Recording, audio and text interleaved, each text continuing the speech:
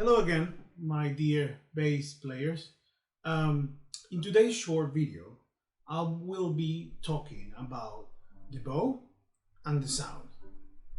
I think the most important thing about a bass player or an orchestral player is the sound. You can play fast, you can play slow, you can do a lot of stuff, but people are gonna love you if you got a nice full sound that can give something positive to the orchestra, and especially such a big instrument like this. So, the first step into getting a nice sound with the instrument is, of course, holding the bow right. There are two big schools of bow, the French bow and the German bow. Let's go through them to see what's the difference and how do you hold those bows. Here we have the two types of bow used for playing the double bass. One of them, the one on top, we call the German technique. As you can notice, it have a bigger knot and is slightly longer. What we have in the bottom is what we call the French technique. As you can see, it resembles a lot the violin or the cello bow.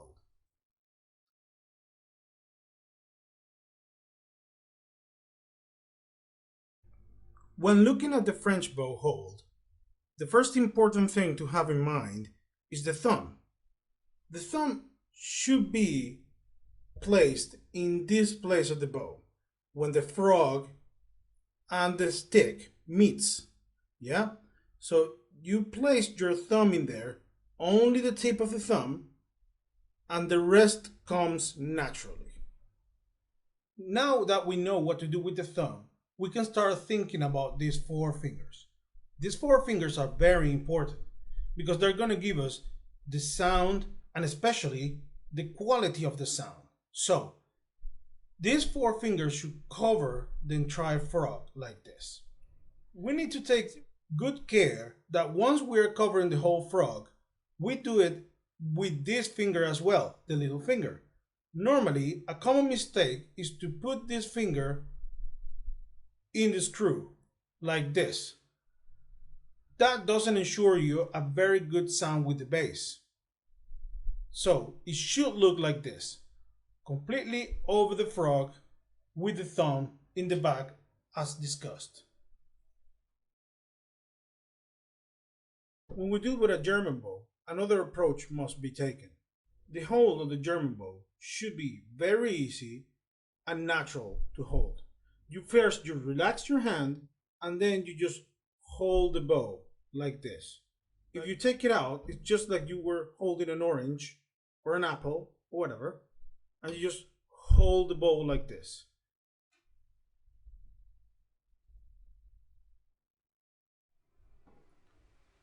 Now that we know how to hold the bow, how to hold it properly,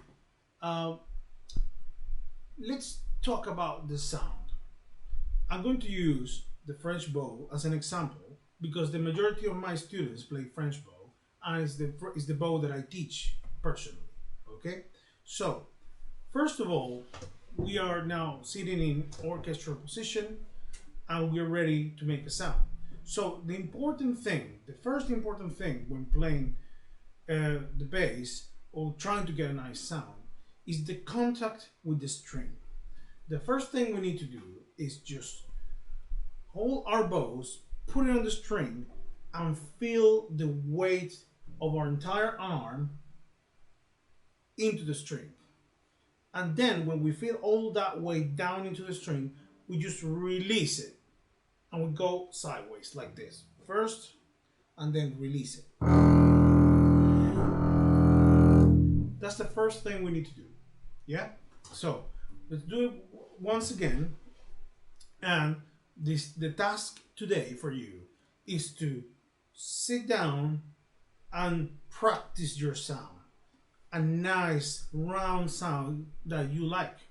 And you can use your parents, your friends, whoever is with you to tell you if your sound is nice. Just surround yourself with your family, with your friends, and tell them, I'm going to try to make a nice sound with my bass. Tell me if you like it. and you can go through that, and they'll tell you instant feedback, and you can practice on that every day. This is very important to do every day, because the more you practice your sound, the better it gets. And the basses, the instrument, tend to love that kind of practice. The more you practice your sound, the better the instrument will sound. So let's go through that again. First, contact on the string, into the string, the weight of your whole arm into the string, and then release. Up, down, up. Now, after we practice with the first string, the thicker string, the E string, now we need to go through all of the other ones. The A string as well, the D, and the G. There's something important about the strings of the bass. That is, the thicker it gets, less bow and more weight you need. So when we are in the thicker string, we need to very small bow and a lot of weight to make the sound. But the big difference with this and the G string is that the G string is way smaller. So what happens? If you use the same kind of bow and the same kind of weight that you just use in the E string on the G string, it's gonna sound. So how do you solve this? Do you use, a lot of my students know this already, but then what you use is you take a lot of the weight of your arm and use more bow. So less weight and more bow. You see, it sounds just fine. Now the last string, less bow and more weight.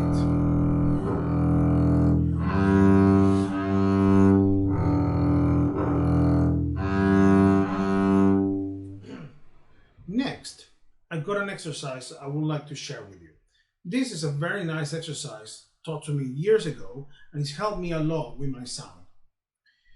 It's about trying to hold a very nice note in a very slow tempo. Normally, when working on tempo, we use a metronome. A metronome, for those who doesn't know what a metronome is a click that helps you control the speed you are in. If you don't have a metronome, this exercise is great, because normally you use the metronome in 60, but 60 is the speed your heart goes. So if you don't have a metronome, you can use your own heart to measure the speed you want to go. For example, let's check how much is 60. So now that our metronome is on, let's try to hold one note in one bow for 4 beats of that metronome. Okay? Let's have a go. 2, 3, 4.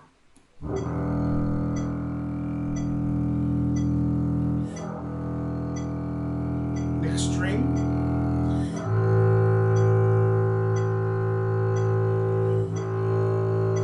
And back to the E string.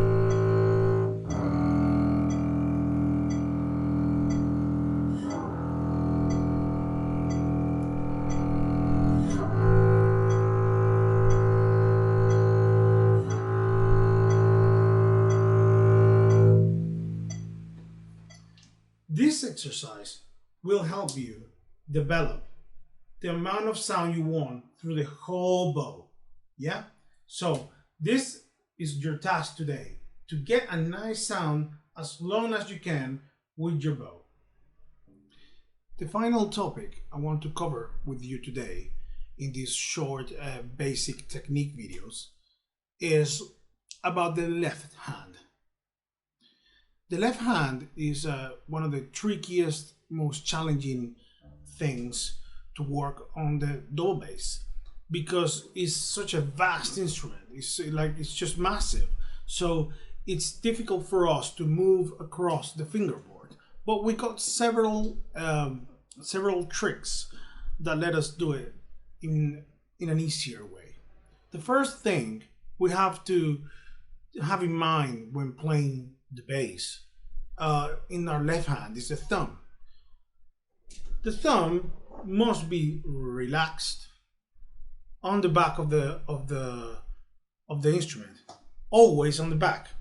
Yeah, not on the side, no across, just opposite the fingerboard, and not in the tip, not completely off, just relax on it.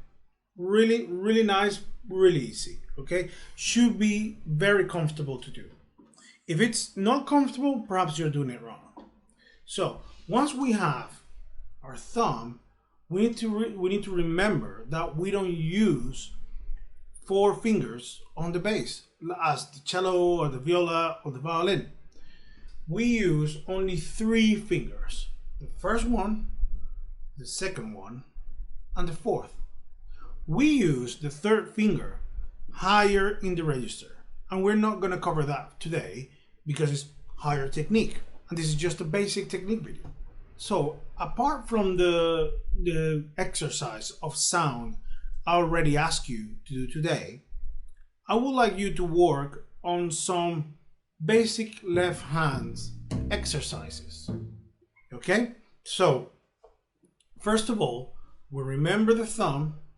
Yeah, relax, and we're going to try to put our fingers one by one in the string. And once we put the 3 fingers on the string, we're going to move to the next one. Okay, so first, no bow, no plucking, just the exercise.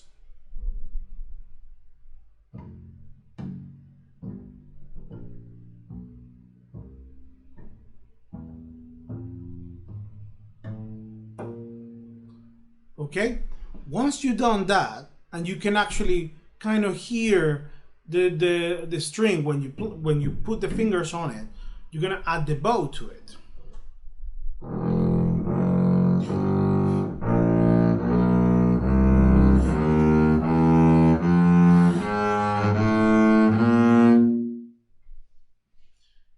You're gonna try to do this at least once a day to get your fingers around the bass again. Okay, so once you've done that, you're going to do it again, and you're going to come back after that. Let's try one time.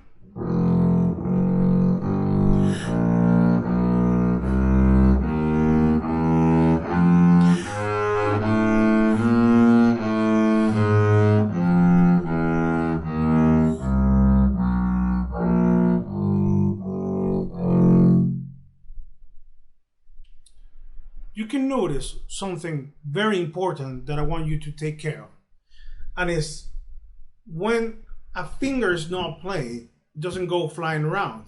All fingers are all the time like spider legs, very close and very strong. They just don't, spiders don't walk like this, you know. They walk with these legs very close to each other so they can be quick. So this is not the way we do it. The fingers need to be very close to each other, like this. When you want to move from one string to the other, you move just the finger you want to move, not the whole hand. Yeah? So a good trick is to record yourself doing this exercise, or watch yourself in a mirror so you can see how the spider is working here, so you can achieve whatever you want and you can be happy with your own work. Okay, well, this is Mr. Chacon here saying goodbye. This was my second short video on basic technique, and we'll be back a 3rd time with a bigger video about practice routine. I think it's very important, especially when you're out of a vacation period, so you can have again like a routine, a way of working to put your practice together and make the most of the time you have. And it's one of the biggest questions of my students all the time, like, how do I practice, how do I do? So next time I'll be covering a little bit of that, and well, I hope you enjoyed this short video, and I'll see you next time.